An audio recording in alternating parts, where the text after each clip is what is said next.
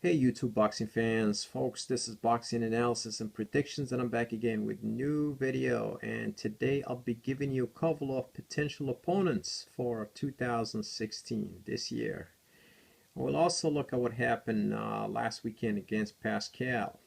Kovalev obviously was taking this fight personally, and he was keeping Pascal in there for the sole purpose to inflict as much punishment as he could on him. Okay, he wanted Pascal to go home with a sustained damage. Okay, this was personal for Kovalev, and it was confirmed by many analysts after the fight that Kovalev was keeping Pascal in there, was carrying him for the sole purpose to punish him, and he didn't want to knock him out. Every time he had him cornered, he would back out, let him off the hook, and punish him some more. But lucky for Pascal, Freddie Roach realized what was happening, and he pulled the plug on the fight. And Pascal just couldn't fight back, and he would, every time he got hit, he would freeze. Okay, and two consecutive rounds, the last two, he only threw like 2 or 3 punches. So it was obvious that he was done at that point, and Kovalev was just teeing off on him. Okay, he was just playing with him. But that fight is over, and I'm not sure what's going to happen to Pascal, but I'm not here to talk about Pascal in this video. So we're going to look at the potential opponents for Kovalev. And the first opponent I have in mind is Artur Beterbiev. So this guy is very, very strong. All his wins are by knockout. He's got 9 wins, 9 knockout, 100% knockout ratio. But the issue is he hasn't been active for about a year now.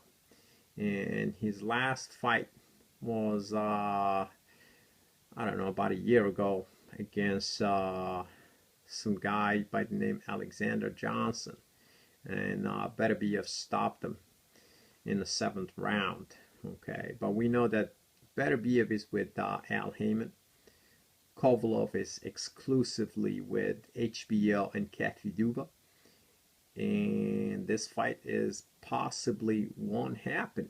Okay, and we know that this fight would have been a great fight, especially with Beterbiev amateur experience, and he defeated Kovalev not once but twice in the amateurs, and these two don't like each other.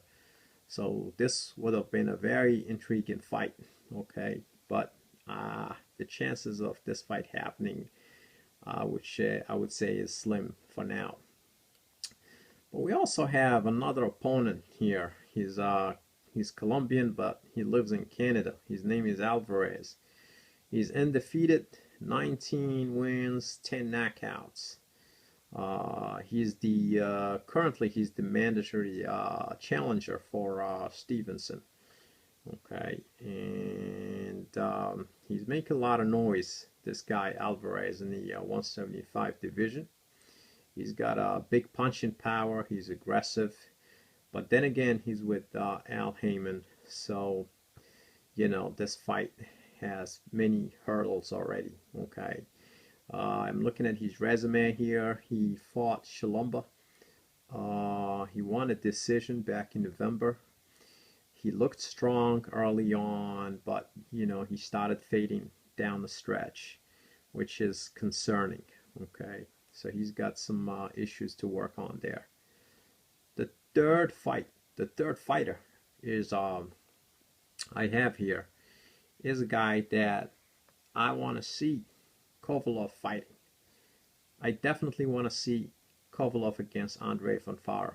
Okay, Fonfara is from Poland. He's 28 wins, 3 losses, 16 KOs.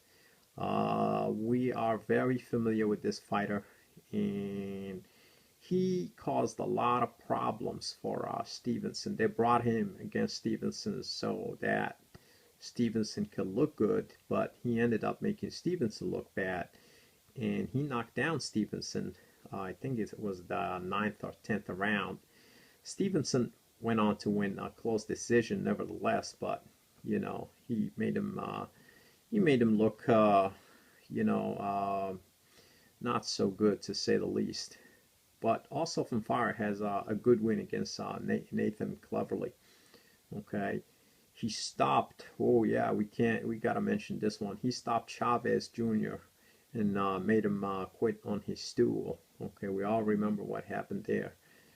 Okay, Andre Fonfara is with Al Heyman, unfortunately, and you know, there are a lot of question marks as you know, how easy or how difficult the fight against Kovalev will be to make.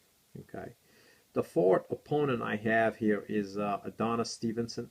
Okay, that's what everybody wants to see, and he's the WBC holder. And this fight, you know, could have happened way back in 2014 when Stevenson was with HBO.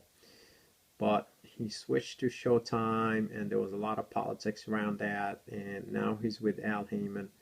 So these two are always talking, and there is always a chance that this fight would happen, you know, down the road. But at least for now, they're pretending to be interested in fighting each other.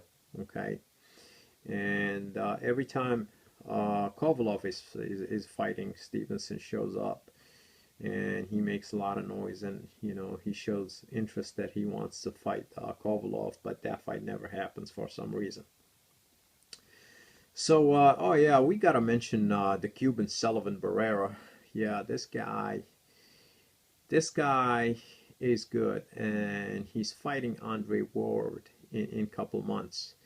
And even if he loses, and he looks good in losing, and if it's a close decision, then he would still be in the discussion to face Kovalev. Okay, so you know, Sullivan Barrera is a guy that has the potential to cause problems to Kovalev. His style, the style that he has, he's got great skills, but unfortunately he's spoken for right now. Okay, but Andre Ward, we know that that fight is going to happen, so I'm not even going to talk about that. I'll just do a video about it. But that's it. I mean, those are the names that I can think of, and there are a lot of challenges to make any of those fights, given the exclusive networks and the contracts and the promoters and all the conflicts that go with it. But any other names will not do justice to Kovalev's name or reputation. So Kovalev's next fight better be one of those names or else. And that's about it, folks. That's all I have. Please don't forget to subscribe and let me know your thoughts. Thanks. Bye.